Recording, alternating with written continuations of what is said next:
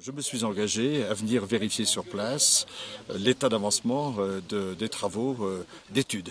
C'est la raison pour laquelle je suis aux côtés du maire aujourd'hui, ici, à Tétrousse. Et qu'en est-il de l'avancée des travaux, justement ? Avant d'aller sur le terrain, il a fallu boucler le dossier sur le plan administratif et financier. Nous nous sommes rencontrés avec le maire au mois d'avril, avec les scientifiques, et à partir du moment où nous avons pris la décision de lancer ce programme d'études, nous avons recherché les financements et nous avons lancé le dossier sur le plan administratif. Et à la date d'aujourd'hui, nous sommes en capacité de commencer cette étude. Alors, est-ce que vous pouvez expliquer à nos concitoyens en quoi ces travaux sont indispensables ? Ils sont indispensables en termes de prévention. L'année dernière, des gros travaux ont été entrepris pour vider la poche d'eau de Tétrousse. Il convient maintenant de vérifier, de s'assurer, d'anticiper et de vérifier le niveau de remplissage de cette cavité, de manière à pouvoir, le cas échéant, à terme, effectuer, si c'était nécessaire, de nouveaux pompages. D'accord, mais est-ce qu'on a une idée de la vitesse à laquelle elle se remplit ? C'est l'étude qui le déterminera. D'accord. Quand est-ce qu'on aura les résultats de cette étude ? J'ose espérer qu'à l'automne prochain, nous puissions déjà connaître les résultats les plus significatifs de cette étude.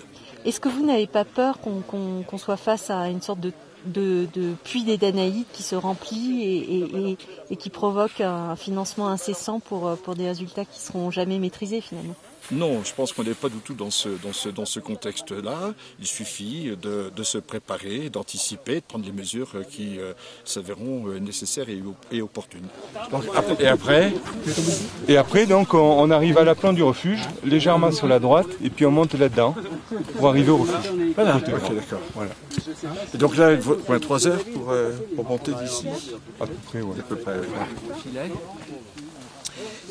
Donc c'est la zone qui a été déterminée par les chercheurs comme étant la partie de la voûte la plus fragile et celle où il reste que quelques mètres de glace en épaisseur. La bonne solution aujourd'hui, c'est d'éradiquer définitivement tout risque d'explosion d'une poche d'eau dans ce glacier. Et c'est la mission que nous avons donnée aux scientifiques pour 2011, pour qu'avant la fin de l'année, ils puissent nous dire quelle est la solution mécanique et non pas de pompage électrique, il n'y a pas d'électricité ici, à 3200 mètres. Quel est le chenal mécanique qu'il faut construire pour permettre une vidange naturelle et quand le glacier le voudra. C'est notre année, les améliorations de contrôle. Alors là, cette année, on en a 3.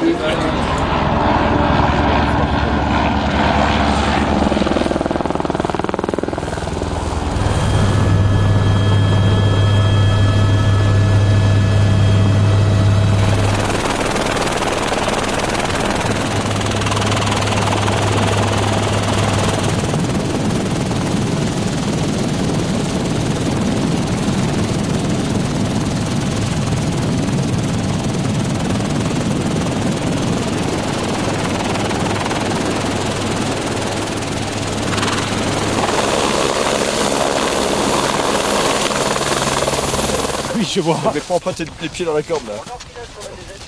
Voilà, restez bien corps tendu. Alors dites-nous, qu'est-ce que ça fait d'être là sur le site du futur refuge ? C'est impressionnant et moi qui ai eu l'occasion effectivement d'aborder le dossier technique, je vois aujourd'hui la réalisation sur le terrain avec dans cet environnement exceptionnel, mais je mesure beaucoup mieux, d'une part de la bonne utilisation de l'argent public et d'autre part de la difficulté, de la prouesse des entreprises qui vont réussir sans aucun doute une œuvre exceptionnelle qu'on aura plaisir d'inaugurer tous ensemble en juin 2012. C'est une réunion un peu particulière puisqu'en fait cette réunion de chantier accueille monsieur le préfet de la Haute-Savoie, monsieur le sous-préfet de Bonneville et puis avec le président du CAF, donc on a souhaité faire un peu cette étape pour montrer l'avancée du chantier, montrer donc aux représentants de l'État que l'argent était bien employé déjà, parce qu'il y a beaucoup d'argent public dans ce dossier, et puis que réellement au travers de ce futur refuge, on allait réellement avoir une autre approche de la montagne et de la manière dont on peut accueillir les gens dans la montagne. Je crois que c'est important. On n'est plus à une époque où on accueillait les gens dans une cabane en planche comme ça s'est fait dans les années 40-50. On est aujourd'hui avec un minimum de normes de sécurité et de confort, mais on n'est pas non plus dans la norme de l'hôtellerie de montagne. La montagne, c'est une affaire d'alpinistes, c'est pas une affaire de touristes, mais on n'a pas le droit non plus d'accueillir les gens dans n'importe quelle condition. Donc c'est ce qu'on voulait montrer à Monsieur le Préfet, et aujourd'hui on a un panorama qui est sublime, et les alpinistes qui vont avoir la chance d'être dans ce refuge à partir de juin de l'année prochaine, en 2012, auront un panorama à quasiment 300 degrés sur l'univers des glaciers, la Bionnassay et puis tout le pays du Mont Blanc. Allez, à la vôtre. Alors,